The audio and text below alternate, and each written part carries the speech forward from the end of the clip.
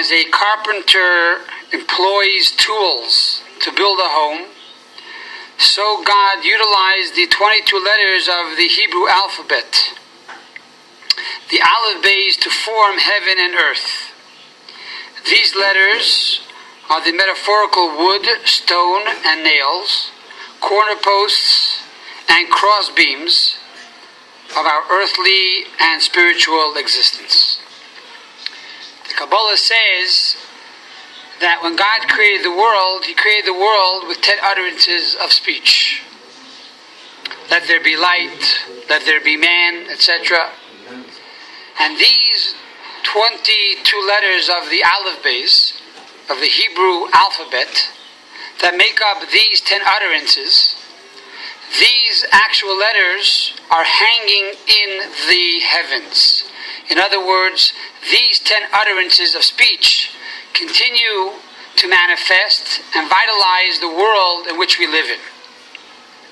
And because of this, we understand that these 22 letters of the Aleph Beis that make up the 10 utterances of speech, of creation, each letter has energy and vitality and power to create and also power to destroy. Basically, we are told that the 22 letters of the Hebrew Aleph Beis were divinely created by God. As it says in the first verse of the Torah, Bereshis bara Elikim eis hashamayim v'eis haaretz. In the beginning, God created the heavens and the earth. So the word es, or ace, which means the, says the Maggid of Mezrich, that the way you spell the word ace is Aleph and Taf. Aleph is the first letter of the Hebrew alphabet, and Taf is the final letter of the Hebrew alphabet. Says the Maggid Bereshis, in the beginning, bara Elikim, how did God create the heaven and the earth? With ace, with the 22 letters of the Aleph Beis, starting from the Aleph and finishing with the letter Taf.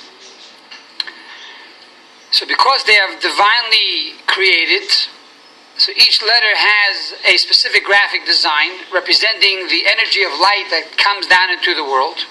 It also has a gematria, a number, and it also has a meaning.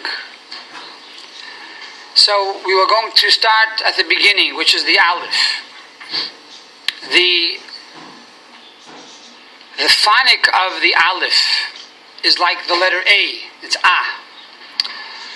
But in truth, the Zohar says that the letters of the Hebrew alphabet are actually like a body without a soul. And the soul of the letters are actually the nekudos, the vowels, the dots that we put onto the letters. For example, the first nekuda is a kamitz. So when you put the kamitz under the aleph becomes a. If you put a patach under the aleph, it becomes a. If you put a cholam onto the aleph, it becomes o. If you put a chirik under the aleph, it becomes e. So the phonic, or the sound of the aleph, can change based on the nekuda, based on the vowel that we put onto the letter. So what is the graphic design of the Aleph? The story is told that the Alter Rebbe, the first leader of Chabad, the author of the Tanya and the author of the Shulchan Aruch, once called in one of his disciples. And the Alter Rebbe would talk melodically. And he said, you have a mitzvah and I have a mitzvah.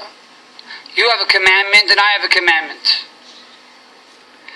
My mitzvah is to teach my child Torah. And your mitzvah is to support your family. Let us swap mitzvos. I will give you money so that you shall be a teacher and teach my son. And when you start to teach my son, you should start from the very beginning of the letters. And was is an Aleph?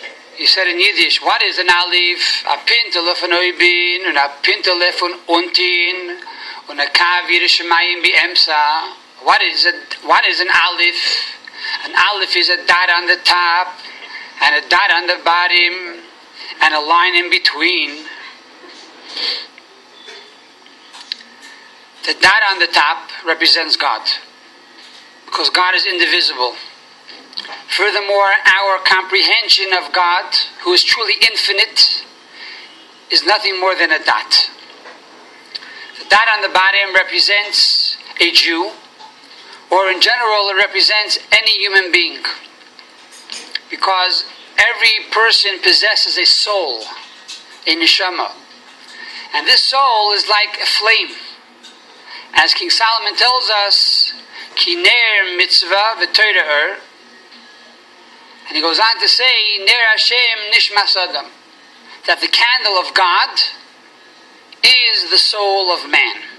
So the soul of man is like a flame that flickers and yearns ever higher to unite with God.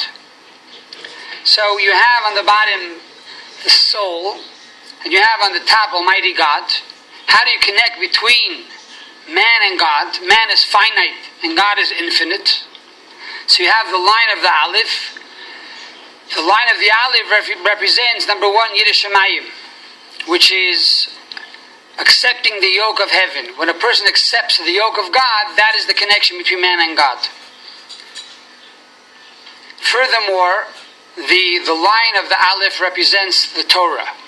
For the Torah, which is the Bible, the knowledge of God, was given on high. It was created in heaven and then came down to the earth. Like the letter Vav, like a slope. The same exact Torah that was in heaven did not become in any way diminished or adulterated when it came down here. It's like a water coming down from the top of a mountain into the valley. The water remains the same. And the same is true, even though the Torah started in heaven, it came down to the world, it's the same exact Torah. And through the fact that you study Torah, you are able to connect yourself with God.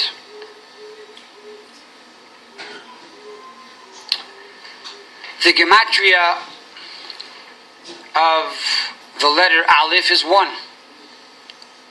Also, if you take the letter Aleph and you divide it into the letters that make up the Aleph, you have the letter Yud on top, the Vav in the middle, and the Yud on the bottom again. The Yud on top is 10, the Vav is 6, and the Yud on bottom again is 10, which is 26. 26 is also the gematria, the numerical number of God's holy name. The tetragrammaton, which is the Yud and the Hey and the Vav and the Hey, equals 26. So we have the design, we have the number, and now we move on to the meaning.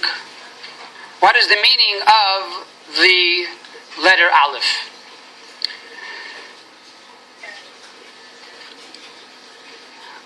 The Alter Rebbe once said that the difference between exile and redemption, exile, which is constraints and limitations, and redemption, which is expansion, is the letter Aleph. Because in Hebrew, exile is Gola, and redemption is Geula. If you put an Aleph into Gola, you have Geula. So the difference between exile and redemption is the letter Aleph. How does this work? And the Rebbe explained that there are 3 meanings to the letter Aleph and 3 levels to redemption. The first meaning of Aleph is Aluf. Aluf means master. The first step to redemption is to recognize that there's a master of the universe, a God that created heaven and earth. That the world did not accidentally come into being, but rather there was a divine plan and a purpose of why God created the world. And God is truly master, and therefore there's an eye that sees, and there's an ear that hears, and no good deed goes unrewarded, and no bad deed goes unpunished. That is the first step to Geula, the first step to redemption. The second step to redemption is the second interpretation of Aleph, which means teacher, like from the words Alafcha Chachma, Alafcha Bina, or Opana. Aleph means teacher. In other words, not only did God create the universe, but God gave us a Torah. He gave us a Bible. In the year 2448 after creation, God on Sinai gave us the Torah. And this Torah is a book of code. It is a guideline, a blueprint of how we are to live our lives. And by following the Torah, we are able to go from exile to redemption. And if you think about it, it makes a lot of sense. A parent not only gives birth to a child, but a parent that truly loves a child will also educate the child. He will send the child to the best schools to give the child the tools to be successful in the world. And the same is true with God. Not only did God create us and bring us to life, but being that God is an all-merciful Father, and He loves each individual, He gave us a Torah, which is a book of teaching to guide us and to teach us how to live our lives and how to make our lives more meaningful and how to be productive in this everyday world. And this is true for Jew and non-Jew. On Sinai, God gave the Ten Commandments to the Jewish people. But He also told Moses to give the nations of the world the 7 Noahide laws.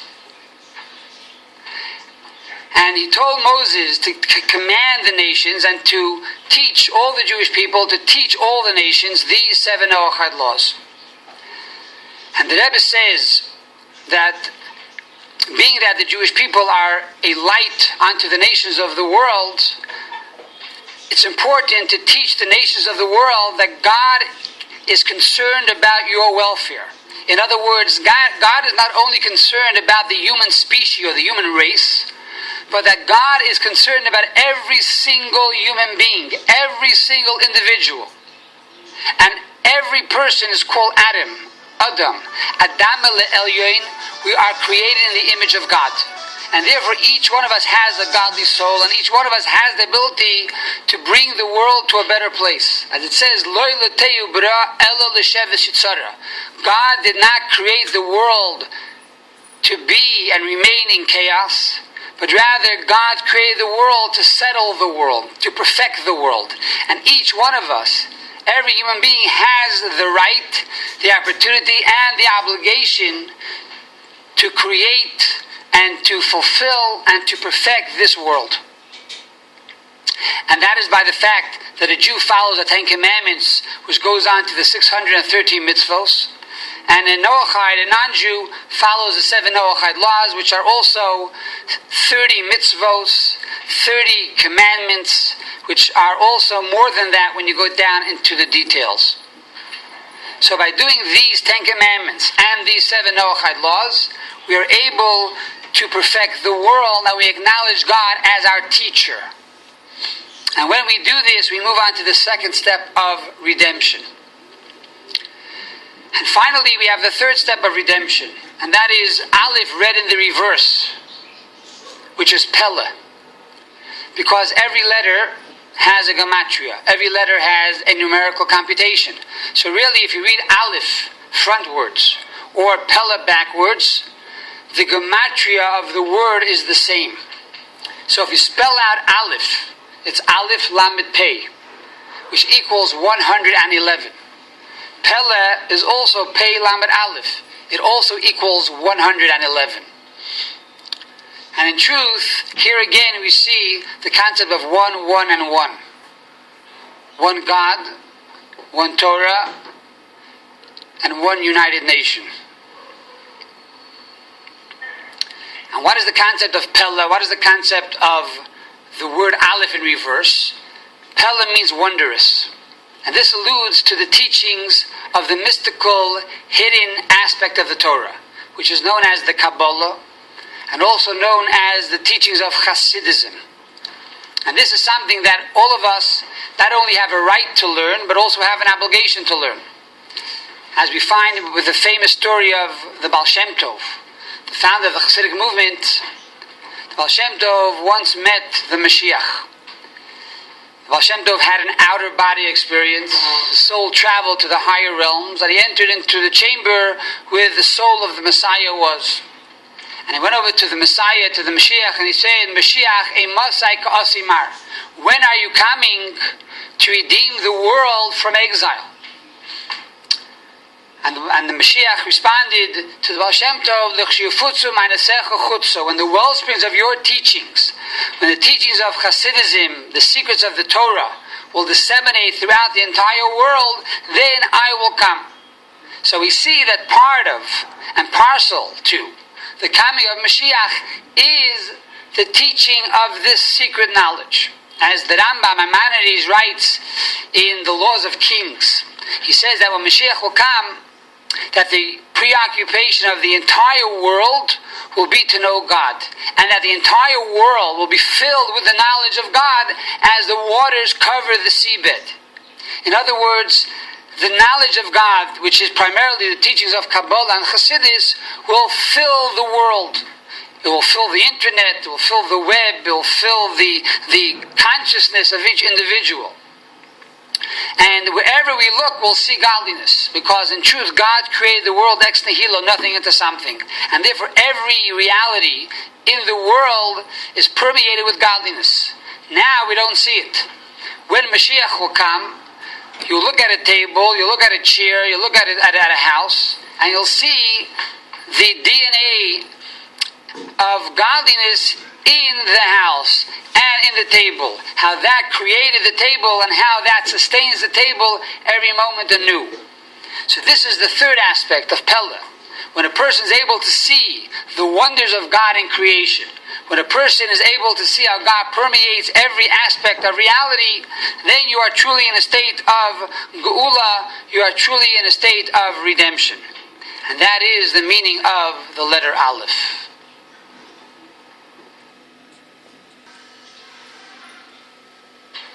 The second letter of the Hebrew alphabet is the letter Beis. Beis has the sound or the phonic of B, like the letter B. But again, as we stated earlier on the letter Aleph, that the letters are simply a body in contrast to a soul. And the soul of each letter are the nekudos, are the dots and the vowels. So here too, the Beis could be Ba. If it has a kumitz underneath it. If it has the vowel of the patach, it's Ba. If it has the cholam, it's Bo. If it has the shuruk, it's Bu. If it has the chirik, it's Bi. So it can change depending on the vowel. The graphic design of the Beis is 3 lines. 2 horizontal lines and 1 vertical line. And one of the reasons why the Beis is the first letter of the Torah, of the 5 books of Moses. The first letter of the book is a Beis.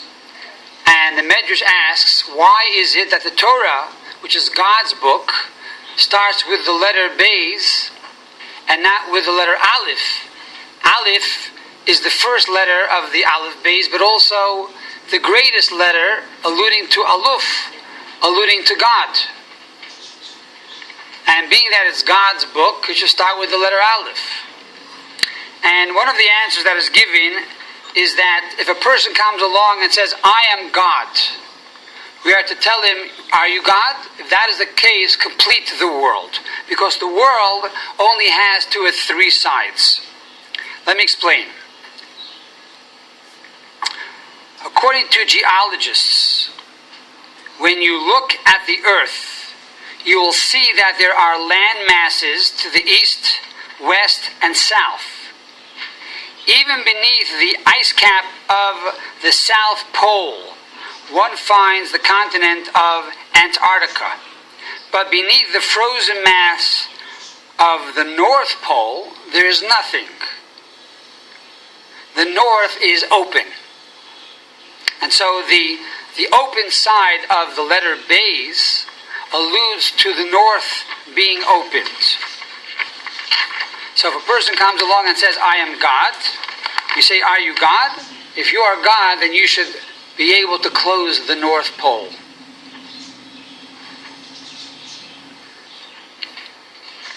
So that is the graphic design of the letter Beis. There's a story told in the Talmud that King Ptolemy, who lived about, or was born rather, 283 before the Common Era, wanted a Greek translation of the Torah, which we call today the Septuagint. And what he did was he took 72 rabbis and he sequestered them in 72 different chambers. He did not tell them why he was putting them there. And then once they were there, he told them, I want you to translate the Torah into Greek. The fact that he separated them was to make sure that each would tell the truth. Because if they would hide something, they would only find this change or discrepancy in one or two of the commentaries or commentators. So he sequestered these 72 rabbis, and they all wrote the same exact thing. But they did make certain changes. One of the basic changes that they made was, instead of writing Bereshis bara Elikim, in the beginning created God, they wrote Elokim bara Bereshis, God created in the beginning. So the question now becomes stronger. If they were able to turn it around, to start the Torah with Elokim, with God, which is the letter Aleph, why couldn't God turn it around and start the Torah with the letter Aleph? And one of the answers that is given is that there are two parts to the Torah. The first part of Torah is knowing that God gave us the Torah. The second part of the Torah is understanding the Torah. Because Torah is not simply a book of intellect. The Torah is a godly book. And the purpose of studying Torah is to connect with God. To quote from Rabbi Yoel Sirkis, he says that the purpose of Torah study is to cleave and become one with God through the holiness of His Word, and thereby cause the Shekhinah, the divine presence of God, to dwell amongst mankind. So, number one is acknowledging God, and number two, understanding the Torah. And therefore, when a person studies the Torah, we start with the letter Beis, Bereshis. Because Aleph, the first thing is we know already that God gave us the Torah. And now we're trying to understand the Torah on an intellectual basis. This is true for a believer in God. This is true for a Jew who stood at Sinai and received the Torah. However, when we talk about King Ptolemy, who was an idolater, and in general people who are non-believers, the first most important thing is Aleph, is Elikim bara Bereshis, to know that God created Bereshis, that God created in the beginning. And once you acknowledge that there's a God, then you can move on with the letter Beis. So this is why the Torah begins with the letter Beis. The gematria of Beis is 2, number 2. Because when we look at creation, everything in creation was created as a pair. Heaven and earth, sun and moon. Man and woman. Everything is created in twos, and only through twos can you multiply. In contrast to God, who is only one and unique. Furthermore, if we spell out the word Beis, Beis Yud Tov, which means Bayis, house, it equals 412. We know that the purpose of creation, why did God create the world in the first place? For God desired a dwelling place down here in this world. Now, 412, which is bayis, is also the gematria of tava, which is desire. God desired a dwelling place down here in this world. God wanted to live amongst mortals.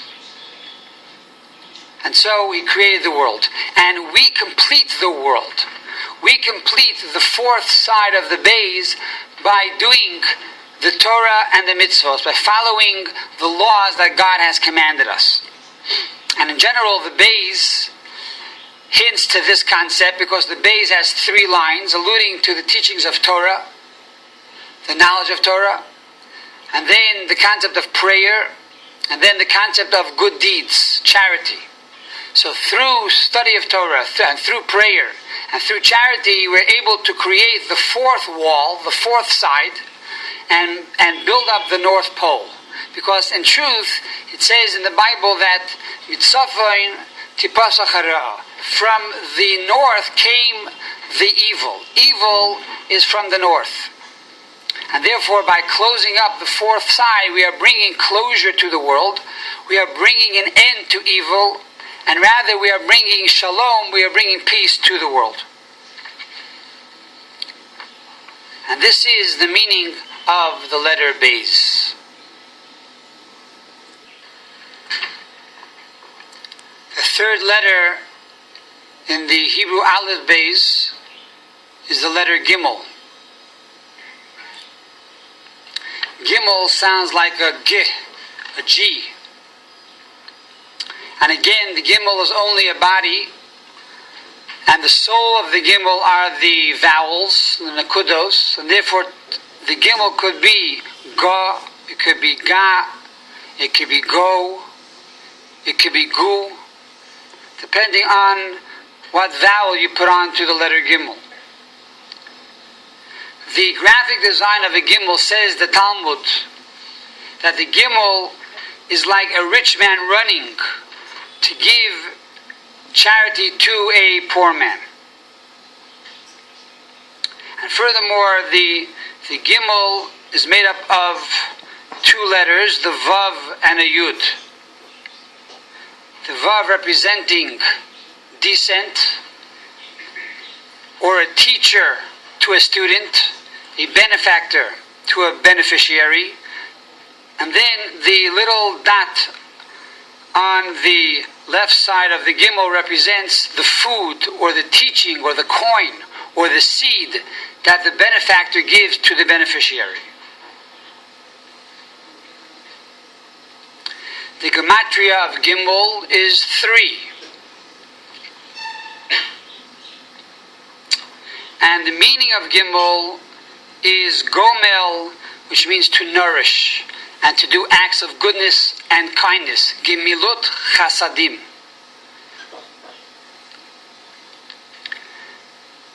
There's a famous question, and that is, if Gimel represents the number 3,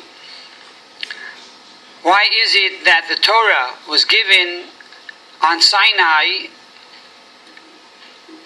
the 3rd month of the year, the month of Sivan? If the Torah is one Torah, given by one God to His one people, it should have been given in the 1st month of the year, not the 3rd month of the year. So why is the Torah given in the 3rd month of the year? And furthermore, the Torah was given through a 3rd child, which is Moses. It was given to a people of 3. The Jewish people are divided to Kohanim, Leviim, and Yisraelim.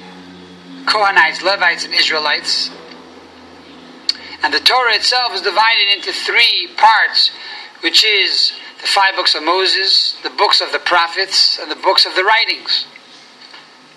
So why is Torah given based on the number 3?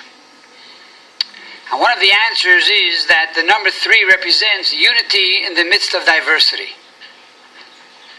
In other words, you first start with the letter Aleph, which is God. Then you move on to Beis, which is Bereshis, creation. So there seems to be a paradox. There seems to be a conflict. On one hand, when you're first born and you go to the yeshiva, they tell you that everything is God. There's nothing in the world outside of God.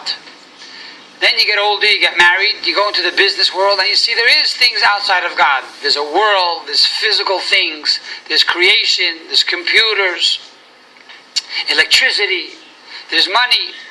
So seemingly, there's a conflict. Is it only God, or is it all about nature? Is it about creation? Comes the letter Gimel and says there's no conflict. We have to find the unity in the midst of diversity. That in creation we have to find God. And that is a greater unity and a greater oneness. And this concept can be understood by the following two stories. They tell a story that Aristotle, who was the teacher of Alexander the Great, one evening after class, Alexander had a question, and he went over to the home of Aristotle. And when he entered into the home of Aristotle, he found Aristotle was doing things that were totally unethical. And he asked Aristotle, I don't understand. Is this truly the teacher, Aristotle? Is this the great philosopher, Aristotle? Is this my master, Aristotle? Aristotle told Alexander the Great, when I am in the classroom, when I am teaching you the secrets of the universe, then I am your teacher, then I am your master, then I am your philosopher. But now, when I do these humane animalistic acts, I am not Aristotle the Great. I am not your teacher. I am not your master, nor am I the philosopher. I am not Aristotle. So Aristotle really saw a dichotomy between spirituality and physicality, between intellect and temptation. He wasn't able to unite these two worlds together. So when he was teaching philosophy, now I am Aristotle. When he's doing his own physical human desires or animalistic desires, he has fallen to the level of animal. He's no longer Aristotle the Great, Aristotle the philosopher. In contrast to the story of Rabbi Akiva, Rabbi Akiva, who did not learn Torah until the age of 40, became one of the greatest teachers of all Jewish history. And Rabbi Akiva lived during the time of the Roman Empire, and in Israel there was a governor by the name of Tinus Rufus, and he would very often challenge Rabbi Akiva on different concepts of Torah. For example, why should man circumcise himself? If God is perfect, if God is great, then why do we have to cause our children pain and to diminish their skin? And he would ask such questions. And each time he would debate Rabbi Akiva would outsmart him intellectually. One time his wife, Rafina, who wanted to take revenge for her husband, asked her husband if I can cause Rabbi Akiva to be embarrassed, if I can cause him to sin. And this way we will have our revenge. And Tinus Rufus said, what did you have in mind? And she said, the Jewish people's God, the God of the Jewish people, despises promiscuity. So if you allow me to expose myself to Rabbi Akiva, I will cause him to sin, and that will be the biggest mockery for Rabbi Akiva. So they made a plan that Tinus Rufus would call Rabbi Akiva to the palace. And as Rabbi Akiva was going into the palace, Rafina would jump out from behind a rose bush, and she would expose herself to Rabbi Akiva. So, guards come to Rabbi Akiva's home, that Tinus Rufus wants to see you. And as he's going to the palace, exactly as was planned, Rafina jumps out. And Rabbi Akiva responded in the following manner. Number one, he spat. Number two, he cried. And number three, he left. Rafina said, what are you doing, Rabbi Akiva? I don't understand your actions. Rabbi Akiva said, I spat because a married woman to introduce herself and expose herself to another man is despicable. I cried because this beautiful body of yours one day will die, return to dust, and decompose. And why I laughed, I cannot tell you. Rufina was truly moved by this experience, and she asked Rabbi Akiva, if I could do tshuva, can I repent for my actions? And Rabbi Akiva said, of course you can repent. No matter how evil a person is, they can always return to God, and God is accepting their teshuvah, accepts their repentance. She began to study Torah, and she began becoming more religious, and eventually she converted to Judaism, and she married Rabbi Akiva. And that is why Rabbi Akiva laughed, because he saw that one day she would become his wife. Rabbi Akiva understood the mystery and the mystical interpretation of the letter Gimel. That yes, there's God, and yes, there's a world and temptation, but yet man has the power to overcome his temptation. And that is by bringing God into everything that one does.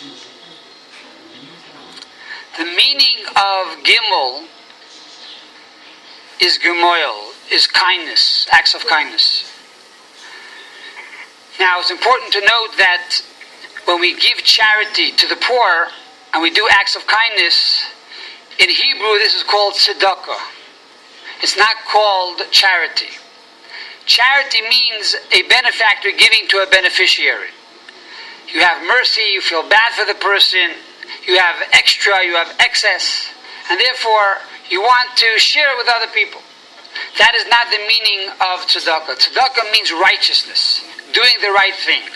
What does that mean? In essence, according to Torah and according to Kabbalah, 10% of your earnings must go to the poor person. It's not that you're giving the poor person your money, but to begin with, God deposited this 10% or this 20% by you. And then when the poor man comes or the poor woman comes, you have to give that 10% to them. So you're not doing them any favors. You're doing the right thing. You're giving them what belongs to them. So that is the idea of tzedakah, which is righteousness, to do the right thing. Furthermore, we are told more than the rich man does for the poor man by giving charity, the poor man does for the rich man. Because by the fact that the poor man accepts your charity, what happens is God blesses the rich man 10 times more. So if you give $1,000 to charity, God blesses you with $10,000. If you give $100,000 to tzedakah, to charity, God blesses you with $1 million. So you're not doing him any favors, he's doing you a favor. And furthermore, God blesses you with long life and with health and nachas from your children, etc., etc., etc. So therefore it's not about charity, you're not doing him any favors. Rather, it's righteousness is the right thing to do. Furthermore, the letter Gimel is made up of a Vav and a Yud. A Vav has the gematria of 6. The letter Yud has the gematria of 10. The Vav represents the rich man giving the poor man, and the Yud represents the poor man receiving from the rich man. And when you have that connection, you bring God into that relationship. So therefore you have 16 plus God, Aleph, which is 1, you have 17. And that is the same gematria as the word Sod, which is the concept of bonding in the 10 attributes. Hoid, and then you have Yesoid. Yesoid in the mispar katan, in the smaller gematria, which means you drop the zeros, equals 17. So what is this concept? When you give to someone else, which is bonding with another person, you have now the number 17, which is you, the other person, and God. So this is the meaning of the letter Gimel, to give charity to others. As the Rambam says, the highest level of charity is that you become a partner with the poor person. You give him a job so that he not feel embarrassed every time you give him the money. And by doing that, you create a true partnership between you and the poor person. That is truly bonding. That is truly chesed. That is truly the meaning of the letter Gimel.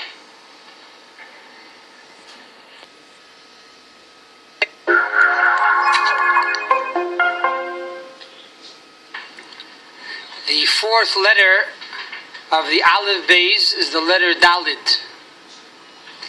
The Dalet has the phonic of the letter D. And the letter Dalet, like all letters of the Hebrew alphabet, have a graphic design, a numerical computation, and a meaning. Now the Dalet follows the Gimel. We explained in a previous class that the Gimel represents a rich man running after a poor man to give him charity. So the poor man is the Dalet. And that's why the right side of the leg of the Dalet protrudes and extends itself towards the Gimel to make itself available to the rich man who wants to give him charity. Also, the ear of the Dalet is always opened to listen to someone who wants to give him advice or Torah knowledge. However, the front of the Dalet is facing the letter Hey, because Hey represents Hashem, God, and the poor man knows that really God is the one that supports him. And therefore he puts his trust in no mortal, but rather he puts his trust in God. The Dalet also has the graphic design of a doorpost and a lintel, because a poor man knocks on doors to receive his charity. Also, according to Chassidus, the letter Dalet is made up of a Resh and a Yud. The letter Resh looks similar to the Dalet, like this. However, it's missing the Yud behind it. When you put the Yud behind the Resh, you have the letter Dalet. The Dalet is a recipient from the Gimel.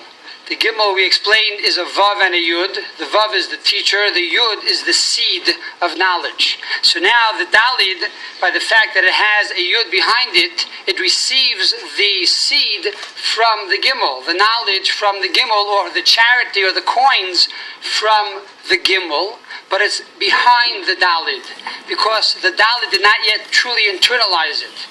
You need the letter Hey, which comes after the Dalet that has the Yud over here, because now the Hey truly internalized the teaching and the knowledge of the Gimel. The gematria of Dalet is 4, and also the Dalet is made up of 2 Vavs. A Vav is 6, 6 and 6 is 12. And the meaning of Dalet could mean a poor person, or a door, a deles, and also dilisani, to lift me up, to be exalted. So how does all of these things fit together? The concept of Gimel and Dalet, the Gemara tells us, represents Gimel Dalim, that the rich man gives the poor man. And similarly, we find that the fathers of Israel were Abraham, Isaac, and Jacob. They were 3, and the mothers were 4. Because the father gives the seed, and the mother takes the seed from the father and expounds on that seed. So the father is 3, the mother is 4. Similarly, we find that matzah on Pesach is 3 matzah, and we drink 4 cups of wine. Matzah is flat and has no taste. It's called lechem oini, poor man's bread. Yet, when you drink wine, you become happy. So the 3 matzah represent God taking us out of Egypt. So the rich man is doing for the poor man. However, the wine, which is 4, represents the poor man, how he reaches now the level of the rich man.